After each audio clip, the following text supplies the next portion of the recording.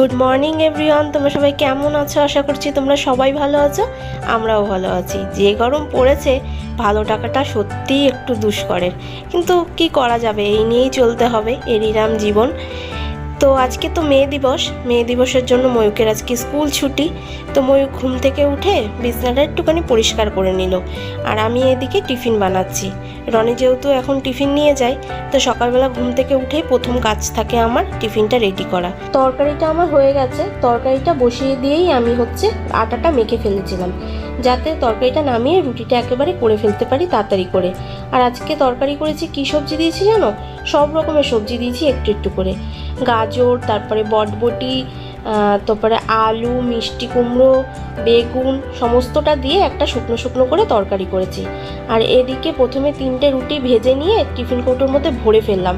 বাইরে থাকলে না হাওয়া লাগলে শক্ত হয়ে যেতে পারে, সেই কারণে। আর আমি না 3টে করেই রুটি করি, বাকিগুলো বেলে নিয়ে ভেজে নিলাম। আমি যেহেতু এখন সকালবেলা খাবো না, তো আমি একেবারে ভাত খাবো রান্নার পরে, ওই জন্য আমার জন্য আর বানালাম না। রনির টিফিনটা রেডি করে দিয়ে তারপরে ময়ূককেও এখন খেতে দিয়ে দেবো। সব রকমের সবজি যেহেতু করা হচ্ছে না, ময়ূক একটু পছন্দ কম করে, তো যাই হোক ওই জন্য একটুখানি দিলাম। ময়ূককে খেতে দিয়ে এসে আমি একটু ফল কেটে নিলাম, রনিকেই টিফিনে দেবো। ও যেহেতু দুপুরবেলা এখন আর আসে না বাড়িতে খেতে, একেবারে সন্ধ্যাবেলায় আসে, ওই জন্য টিফিনের মধ্যেই ফলটা একেবারে কেটে দিয়ে দিচ্ছি। আপেলটা দেখো দুখণ্ড করে দেখি নিচের দিকটা দিয়ে কতটা মতো দাগি, ওই জন্য কেটে বাদ দিয়ে দিতে হলো। ক্যামেরায় ঠিক বোঝা যাচ্ছে না ঠিকই, কিন্তু নিচেরটার দিকটা না অনেকটা নষ্ট ছিল। আপেলটা বাইরে কিন্তু খুবই সুন্দর ছিল, দেখে বোঝারই উপায় নেই যে ভিতরটা এতটা মতো নষ্ট। তো এরকম জীবনে চলার পথে অনেক কিছুই আছে যে বাইরে দেখে বিচার করা কখনোই যায় না যে সেই জিনিসটার ভিতরটাই কেমন, তাই না বলো? তো যাই হোক, একটু ভারী ভারী কথা বলে ফেললাম। টিফিনটা গুছানো হয়ে গেলে আমি একটু বসে রেস্ট নেবো, কারণ সকালবেলা টিফিন করার পরে 5-10 মিনিট একটু বসে নিয়ে আমি তারপরে আবার বাকি কাজে হাত দিই।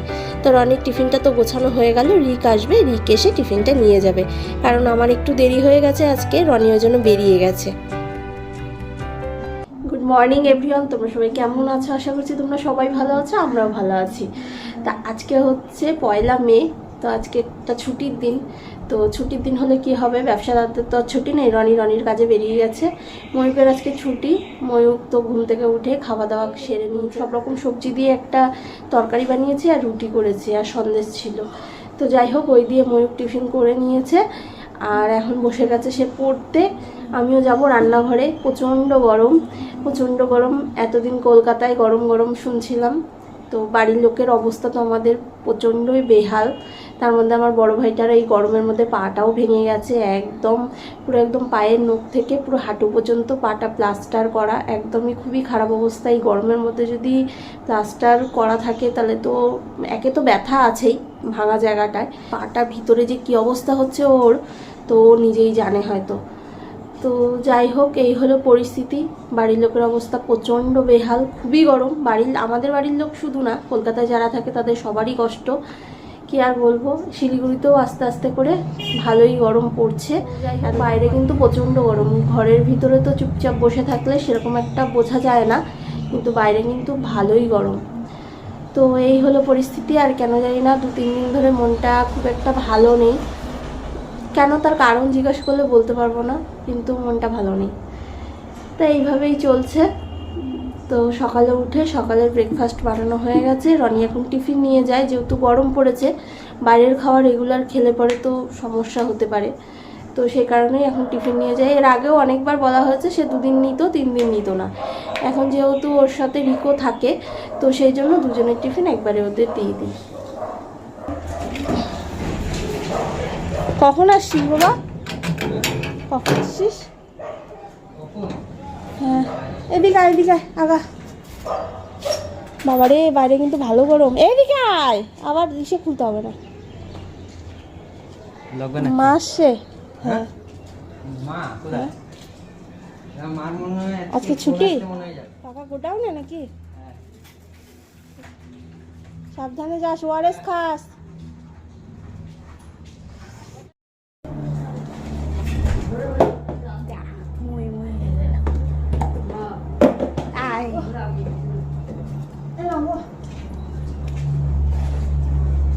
কি করবো? দেখো ওকে তো দি। তো রিকের নাম নিতে নিতে রিক চলে এসছে, মানে চলে এসছিল, টিফিনটা নিয়ে গেল। সকালবেলা তোমার রনি হচ্ছে গিয়ে, মানে আমার 2টো রুটি করতে বাকি ছিল, আর রনি তখন চলে গেল। তো বললো যে পরে রিককে পাঠিয়ে দেবো, ও এসে খাবারটা নিয়ে যাবে। তো ওই জন্য ও এখন আসলো, এসে খাবারটা নিয়ে গেল। তো যাই হোক, বাড়ির উপর থেকে মাংস নিয়ে নিয়েছি। রনিকে আর ডিস্টার্ব করলাম না বাজার আনার জন্য। গরমের মধ্যে মাংসটা খেতে সত্যি ভালো লাগে না, কিন্তু কি করব, এখন বাজারে ওর সময় নেই। আর বাড়ির উপর থেকে না আমি মাছটা সেরকম রাখি না, বুঝে না রাখতে পারি না, সেই জন্য রাখি না। তো মাংসটা নিয়ে নিলাম, করে মাংস নিয়ে নিয়েছি। মাংসর ঝোল করব পাতলা করে, আর ভাত করব, আর একটু দেখি করলা ভাজা বা করলা দিয়ে কুমড়ো আছে, বটি, এরকম কিছু একটা করে নেবো।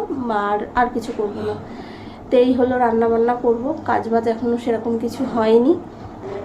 ঘর ঠর মুছে তারপরে ভাত আর মাংস, তো বেশিক্ষণ সময় লাগবে না। তো সকালবেলা আমি কিছু খাইনি আজকে, আর কিছু খাবো না, একবারে রান্নাবান্না করে ভাত খাবো। তাই জন্য এখন একটুখানি বসে বসে রেস্ট নিতে নিতে একটা ওয়ারেস খেয়ে নিচ্ছি। আর ওয়ারেস খেতে খেতে আকাশ পাতাল কত কিছুই না ভাবছি, তাই না?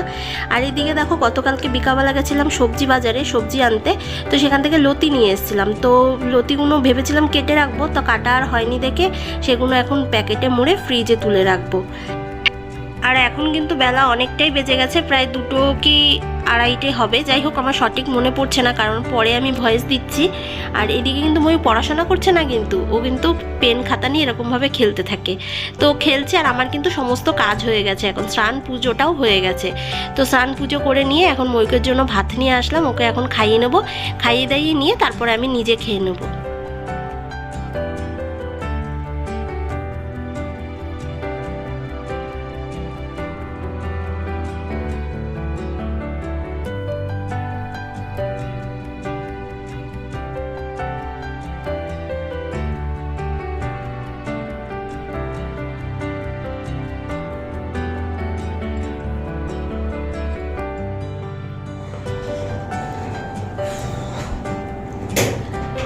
এখন ঘড়িতে টাইম হয়ে গেছে 3:30। তো তোমার হচ্ছে গিয়ে খাওয়া দাওয়া সব কমপ্লিট। তো 4:30 থেকে ময়ূকের হচ্ছে কি পড়া আছে, তো মিস আসবে।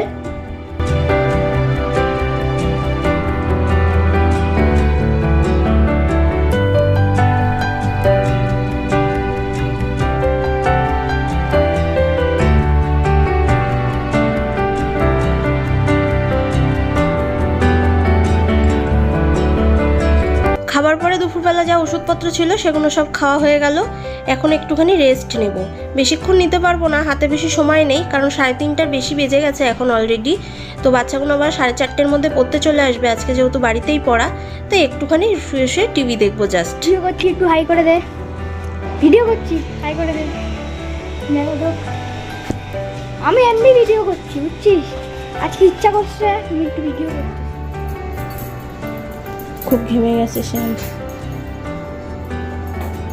টুপিটা আবার খুলে দাও, তাহলে হাওয়াটা লাগবে।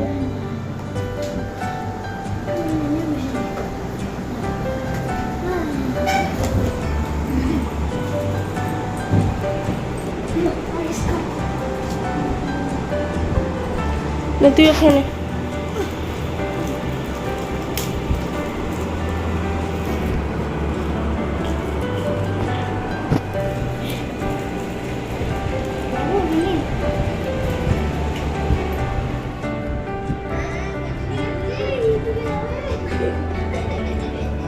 হাসাস না, বিষম খাবে। পর পর শান পর।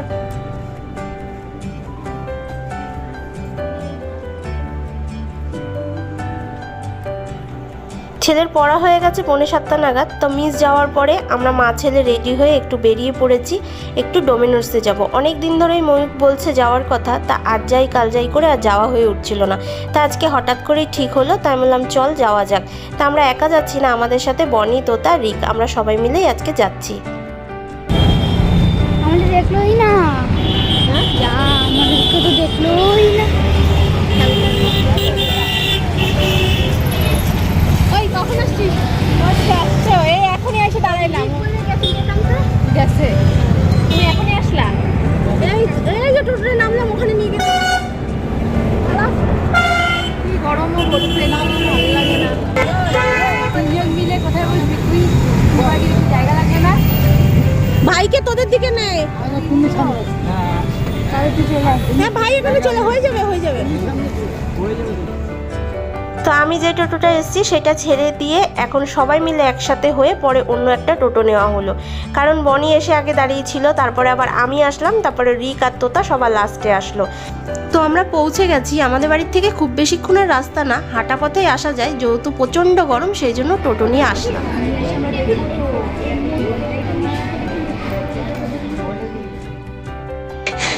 তো মেনু কার্ডটা নিয়ে আসা হয়েছে, মেনু কার্ড নিয়ে এসে এখন তিনজনে মিলে ডিসাইড করা হচ্ছে যে কে কি খাবে, তো কোনটা অর্ডার করা হবে। তা এই নিয়ে হাসি মজা গল্প সমস্তটাই হচ্ছে, এক একজনের এক এক রকমের মতামত।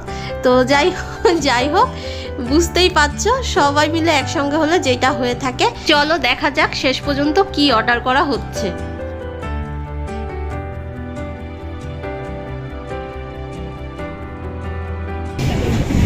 আর আমি কত শান্তশিষ্ট চুপচাপ বসে আছি, না ফটো না কিচ্ছু।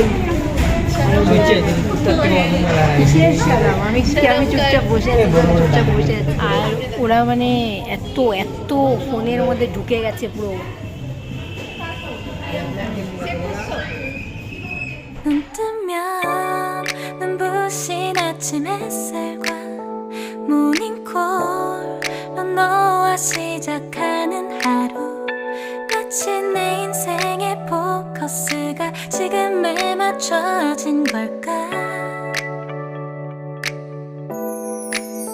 따뜻한 모닝커피 যা না দাঁড়া, রাস্তাটা পার হয় না। ওই মোবাইল রাখ এখন।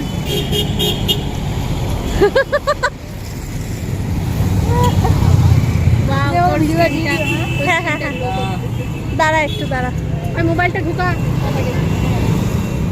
তো আজকের মতো পিৎজা পার্টি শেষ। তো যে যার বাড়িতে চলে গেছে, আমিও বাড়ি চলে আসলাম। তো সন্ধ্যাবেলাটা বেশ মজা করেই কাটলো আজকে। আর ভিডিওটাও এই পর্যন্তই রাখবো। যদি ভালো লাগে অবশ্যই একটা লাইক শেয়ার কমেন্ট আর একটা সাবস্ক্রাইব করে দিও। আজকের মতো টাটা।